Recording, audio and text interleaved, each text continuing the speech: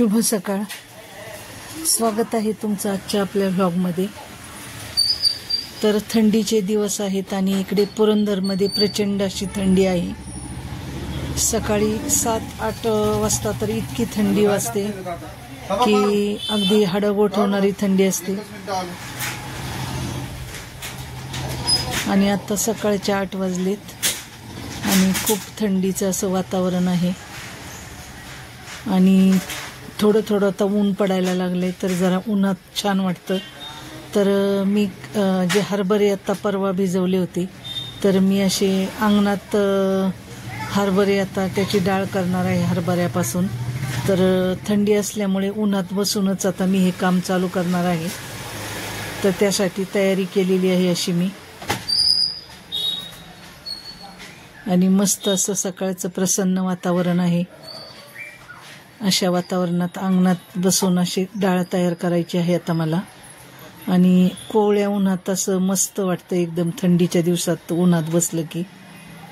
तर उन्हात नुसतंच बसण्यापेक्षा ते काहीतरी काम होईल या हेतूने मी डाळ करायला घेतली. तर आता ही डाळ अशी जात्यावर छान मस्तपैकी सेंद्रिय पद्धतीने डाळ तयार करणार आहे.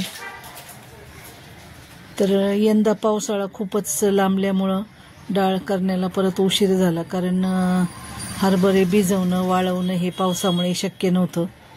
तर मध्ये मला 1-2 किलो डाळ विकत घ्यावी लागली, नाहीतर मग वर्षभर आमची डाळ घरचीच डाळ असते वर्षभर.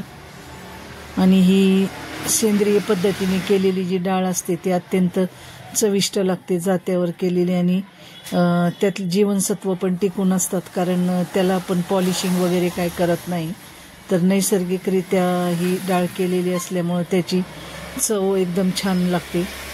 तर ह्या डाळीपासूनच आम्ही बेसन पीठ वगैरे पण तयार करतो घरी लागणारं. तर असं माझं डाळ तयार करण्याचं काम आता चालू आहे. आणि आजूबाजूला सगळी आमची लिओ काळू त्यांची लुडबुड चालू आहे. तर मस्त डाळ निघत आहे चांगले. 2-3 दिवस हरभरे चांगले वाळल्यामुळं पटपट अशी डाळ निघत आहे जात्यातून. आणि हे छोटंसंच दगडी जातं मी अगदी हौसेने घेतलेलं आहे घरगुती डाळ करण्यासाठी.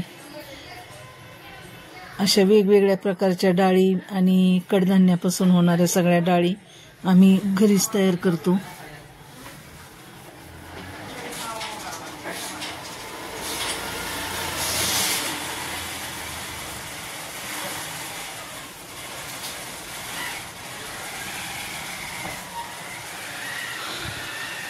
सकाळच्या कोवळ्या उन्हात एकदमच प्रसन्न असं वातावरण होतं. आणि आजूबाजूला अशी ही फुलझाडं, त्यामुळं अशा प्रसन्न वातावरणात माझं डाळ तयार करण्याचं काम चालू होतं.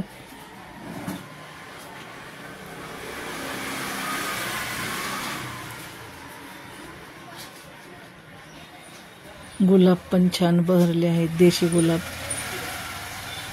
गुलटोप.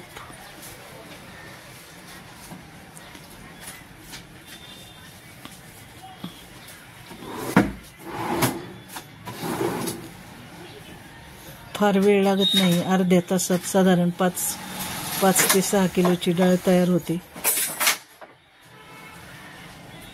तर आता ही तयार झालेली जी डाळ आहे तर ते जरा वाऱ्यावर आपण हे केलं, उपणलं की त्यातले जे सालं असतात ते सालं बाजूला होऊन डाळ एका बाजूला पडते.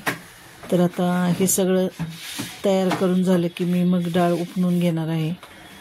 वारं पण छान सुटलेलं आहे बारीक बारीक.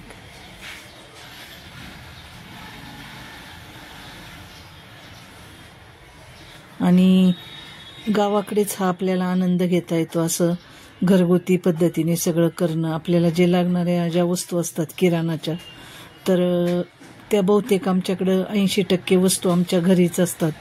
गहू, ज्वारी, बाजरी, त्यानंतर हरभरा, मूग, उडीद, चवळी अशी कडधान्य पण शेतात पिकवतो आम्ही. आणि त्यापासून डाळी तयार करायच्या. आणि शेंगदाणे, घरचे शेंगदाणे जे लावलेले असतात भुईमुग, तर त्या भुईमुगाच्या शेंगापासून शेंगदाणे फोडून आम्ही ठेवतो एकदम. तर ते शेंगा फोडताना पण मी मशीनवर आम्ही शेंगा कशा फोडून ठेवतो शेंगदाणे तयार करून ते पण तुम्हाला दाखवेल. आणि त्याच शेंगांपासून गाळलेलं तेल असतं आमच्याकडे, शेंगदाणा तेल. तर अशा म्हणजे ज्वारी, बाजरी, गहू, फक्त तांदूळ आमच्याकडे पिकत नाही. तर मग तांदूळ आमच्या नंदुबाईकडून आम्ही घेतो, त्यांच्याकडे तांदूळ पिकतो, इंद्रायणी तांदूळ. तसं सगळं घरचंच असतं. आणि नारळाची झाडं आमच्याकडे असल्यामुळं ओलं खोबरं, सुक्कं खोबरं हे सुद्धा आम्हाला घरीच असतं आमच्याकडे. आणि शेतातला भाजीपाला पण घरचाच असतो, गाईंचं दूध घरीच असतं. त्यामुळं खेड्यात असं आपल्याला सगळं ताजे पदार्थ आणि पौष्टिक पदार्थांचा आस्वाद घेता येतो. तर शहरात हे काही शक्य नाही. तर मला पहिल्यापासूनच असं गावाचं आणि अशा वातावरणाचं आकर्षण होतं. तर मी खूप आवडीने अशी ही कामं करत असते. तर शेतकऱ्याच्या घरात म्हणजे नेहमीच घर भरलेलं असतं शेतकऱ्याचं धनधान्याने. पैसा जरी शेतकऱ्याकडे कमी असेल तरी ही जी धनधान्याची समृद्धी असते ही भरपूर असते शेतकऱ्याच्या घरी.